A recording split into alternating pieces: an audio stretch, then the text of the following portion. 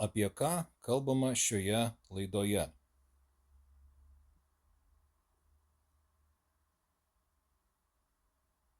Šiame vaizdo įraše Adomas Rutkauskas kalbasi su Gediminu Beresnevičiumi, kuris laikomas vienu iš fantastikos pradininkų Lietuvoje. Pokalbio metu aptariama, Gedimino susidomėjimas fantastika prasidėjo nuo pradinės klasės, kai jis pradėjo rašyti stebuklinės pasakas 220. Vėliau, 6 klasėje, jis susidomėjo mokslinės fantastikos žanru, ypač po to, kai perskaitė Martinovo knygą 220 dienų tarp žvaigždiniuose laivuose 249. Gediminas papasakojo, kaip jis ir bendraminčiai įkūrė pirmąjį fantastikos klubą Lietuvoje sovietmečiu 129. Jie susidūrė su iššūkiais dėl to meto politinės situacijos, tačiau sugebėjo išlaikyti klubą nepolitišką ir išvengti didesnių problemų su valdžia 820.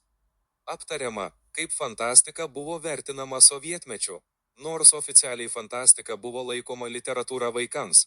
KGB matė joje potencialą užmaskuoti antitarybinius teiginius 1239.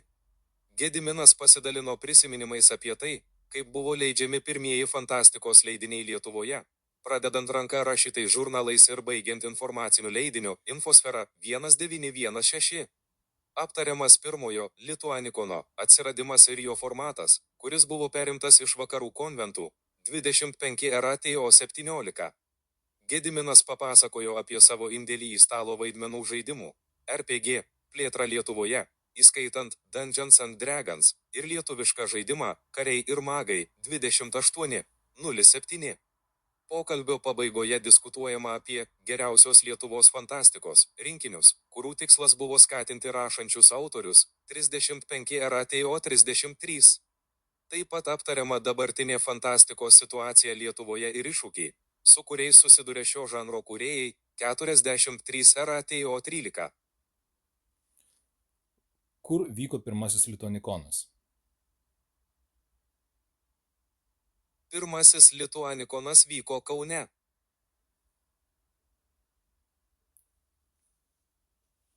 Kaip vadinosi pirmasis leidinys apie fantastiką Lietuvoje? Pirmasis leidinys apie fantastiką Lietuvoje buvo žurnalas, kuriame buvo publikuojami klubo narių apsakymai ir informacija. Vėliau, atsiradus techninėms galimybėms, pradėtas leisti informacinis leidinys Infosfera. Kaip vadinosi Dorado leistas žurnalas apie fantastiką? Vaizdo įraše paminėti du žurnalai apie fantastiką. Infosfera 205, Dorado raganos 39 RATO 14. Koks yra paskutinis dalykas, kurį Gediminas Beresnevičius pasako laidoje? Gediminas Beresnevičius paskutinis pasako, jis nesigaili, kad buvo fantastų 51 RATO 37. Galima buvo kažką kitaip daryti, bet tai jau kita istorija 51 RATO 48.